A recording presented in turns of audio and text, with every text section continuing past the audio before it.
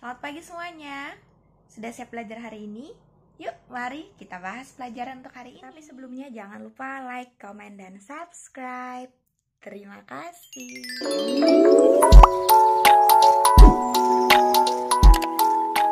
Hola, Ibu Tian. Siap untuk menjelaskan tentang nefritis. Nefritis itu adalah inflamasi pada nefron. Kalau kalian masih ingat, nefron itu adalah bagian dari ginjal yang fungsinya untuk penyaringan darah. Di mana setiap ginjal kita itu mengandung kurang lebih 1 juta nefron. Nah, kita punya 2 ginjal, berarti dalam tubuh kita itu terdapat kurang lebih 2 juta nefron. Fungsi nefron itu terbagi-bagi dalam setiap bagiannya. Untuk review, mari kita lihat bagian-bagian dari nefron. Yang pertama ada badan Malpighi, bagian yang menyimpan kapsul Bowman, dan juga glomerulus yang fungsinya untuk penyaringan darah. Kemudian ada kapsula Bowman yang merupakan kantung yang membungkus glomerulus. Fungsinya untuk mengumpulkan cairan hasil penyaringan di glomerulus. Kemudian yang ketiga ada glomerulus. Glomerulus itu kapiler atau pembuluh darah yang kecil dan berfungsi untuk penyaringan darah terhadap air, asam amino, garam, dan juga urea. Lalu yang keempat ada tubulus contortus proximal. Si tubulus contortus proximal ini merupakan tempat reabsorpsi urin primer hasil dari penyaringan glomerulus tadi dan juga menghasilkan urin sekunder dengan kadar urea yang tinggi. Lalu yang kelima ada lengkung Henle. Lengkung Henle ini bentuknya sudah pasti melengkung. Dia membentuk seperti huruf U gitu. Nah, si lengkung Henle ini merupakan penghubung tubulus contortus proximal dan distal. Bagian naik dari lengkung Henle ini sifatnya kedap air, tetapi sangat permeable terhadap ion. Nah, kebalik, untuk bagian menurun lengkung Henle ini kedap ion, tetapi permeable terhadap air. Jangan sampai kebalik ya. Fungsi lengkung Henle ini adalah untuk mencegah urin kembali pada tubulus contortus proximal. Lalu ada tubulus contortus distal, di mana di tubulus yang ini terjadi proses augmentasi.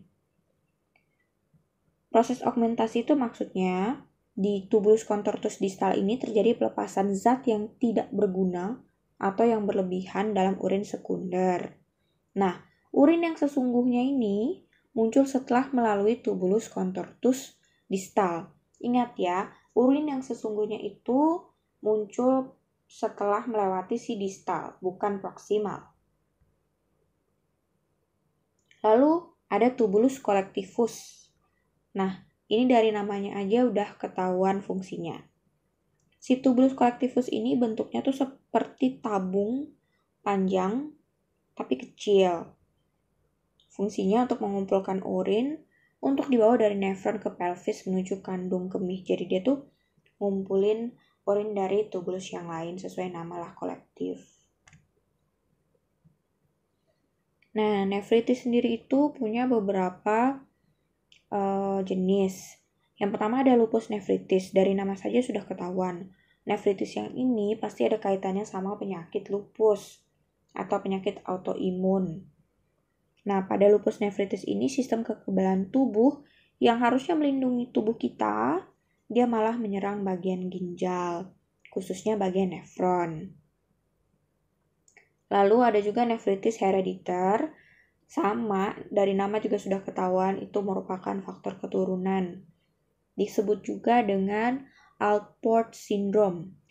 Nah, si Alport syndrome ini tuh diturunkan dari gen keluarga. Lalu ada nefritis interstisial. Dari nama juga udah ketahuan. Si nefritis interstisial ini terjadi pada bagian interstisium dan berkembang dengan cepat cepat sekali penyakitnya. Lalu ada nefropati IgA. Di nefropati IgA, nefritis itu terjadi berkembang karena adanya penumpukan antibodi IgA pada ginjal. IgA ini seharusnya melindungi tubuh kita, tetapi dia rusak sehingga dapat menyebabkan nefritis dan juga menyebabkan nefropati. Lalu ada glomerulonefritis akut dan kronis. Kalau yang akut, peradangannya tuh terjadi tiba-tiba. Biasanya karena ada infeksi yang lain dulu nih di tubuh. Contohnya seperti hepatitis, radang tenggorokan, atau HIV. Nah, kalau kronis itu peradangannya terjadi perlahan. Sebab nefritis itu bisa karena adanya Alport syndrome tadi di herediter, lalu penyakit infeksi lain seperti hepatitis HIV, penyakit autoimun seperti lupus tadi, dan juga karena kerusakan ginjal akibat konsumsi obat-obatan, contohnya antibiotik, pil diuretik, dan juga obat penghilang nyeri. Nah, penyebab nefritis ini dan bagaimana nanti proses penyakitnya, lebih jelasnya nanti kita lihat di patofisiologinya. Tanda dan gejala dari nefritis sudah pasti ada demam, ada mual muntah, anemia, hipertensi, edema, periorbital edema, oliguria, lalu ada sensasi anyang-anyangan, lalu ada pertambahan berat badan berhubungan sama edema, lalu bisa juga terdapat batu ginjal pada penyakit ini karena ada penumpukan hasil-hasil yang tidak difilter dengan baik oleh ginjal. Lalu ada nyeri pinggang, ada hematuria, kelelahan, dan sudah pasti ada tanda infeksi, urin berwarna keruh, dan juga ada rasa gatal pada kulit. Bagaimana menentukan diagnosa dari nefritis? Untuk menentukan diagnosanya dimulai dengan pemeriksaan fisik. Nah, nanti ditanyakan dulu dan juga diperiksa sesuai dengan tanda dan gejala yang baru saja kita sama-sama baca. Lalu untuk tes diagnostiknya ada menggunakan darah atau tes darah, fungsinya untuk menilai fungsi ginjal, khususnya untuk mengecek kreatinin dan ureum yang harusnya itu jumlahnya itu tidak boleh melebihi normal ya. Kalau melebihi normal sudah pasti berarti ada gangguan di ginjal sehingga dua zat ini tuh tidak dapat terfilter dengan baik. Lalu ada tes urin untuk mengecek adanya darah dan protein pada urin. Jika plus, dapat diartikan bahwa ginjal mengalami penurunan fungsi penyaringan. Lalu ada bersihan iothalamate yang disuntikan ke dalam darah dan dilihat pada urin. Nah, ini efektif sekali untuk menentukan sejauh mana laju filtrasi ginjal. Dan ada USG untuk melihat gambaran bentuk ginjal. Kita masuk ke patofisiologinya. Saya bikin dalam bentuk pathway. Jadi di sini ada 4 yang termasuk etiologi. Yang pertama infeksi streptokokal, lalu penyakit vaskuler, lalu zat toksik, dan obstruksi saluran kemih.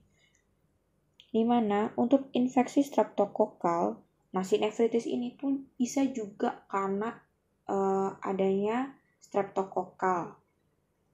Masuklah si streptokokal, belibet banget. Masuklah si streptokokal yang bisa membuat reaksi antigen dan antibodi sehingga membuat inflamasi pada nefron. Lalu penyakit vaskuler bisa juga karena ada gangguan lain seperti hipertensi yang bisa mempengaruhi pembuluh darah. Itu menyebabkan suplai darah ke daerah ginjal menurun. Lalu zat-zat toksik bisa karena penggunaan obat-obatan dalam jangka waktu yang lama atau dosis yang tinggi, atau zat toksik yang lainnya. Nah, si zat toksik ini karena filter kita itu sudah mengalami gangguan akibatnya penimbunan di ginjal. Bisa juga karena zat toksik ini masuk ke tubuh dalam jangka waktu yang lama dan jumlah yang banyak, akhirnya bisa mengakibatkan penimbunan. Lalu adanya obstruksi saluran kemih. Nah, ini bisa nih karena penggunaan beberapa instrumen, misalnya penggunaan kateter dalam jangka waktu yang lama. Nah, obstruksi saluran kemih ini dia mengakibatkan retensi urin, di mana reaksi antigen yang membuat inflamasi nefron tadi, lalu suplai darah yang menurun ke ginjal, lalu penimbunan di ginjal zat toksiknya, dan retensi urin bisa membuat fungsi nefron menjadi terganggu, dan akibatnya adalah fungsi filtrasi kita mengalami penurunan, dibuktikan dengan adanya penurunan glomerular filtration rate atau GFR.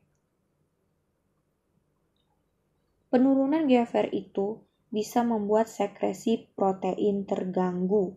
Sekresi protein yang terganggu ini bisa menyebabkan uremia dan menyebabkan gangguan keseimbangan asam basa. Penurunan GFR juga mengakibatkan retensi natrium, sehingga membuat tekanan kapiler meningkat dan volume interstisial menjadi meningkat. Lalu, penurunan GFR juga menyebabkan sekresi eritropoiesis, sehingga menyebabkan Hb menurun dan berakhir dengan kondisi anemia.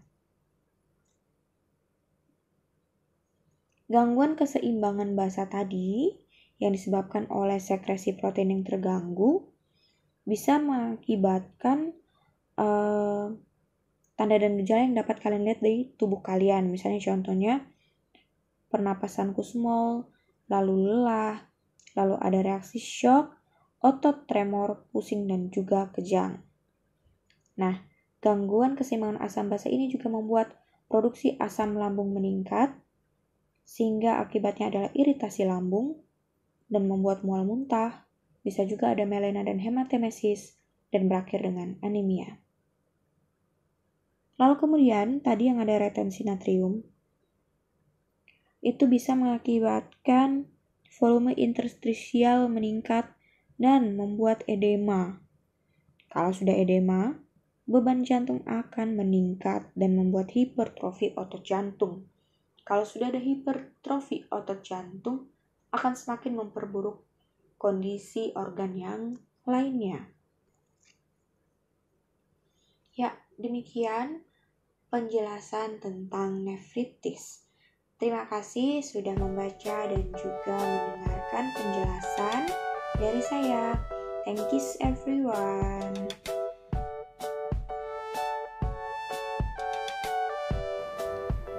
Klik share biar bantu teman yang lain juga bisa belajar. Jangan lupa klik like, bantu Ibu Tian semakin semangat mengajar, dan subscribe bagi yang belum subscribe. And give your comment. Terima kasih. Until next week. Bye-bye.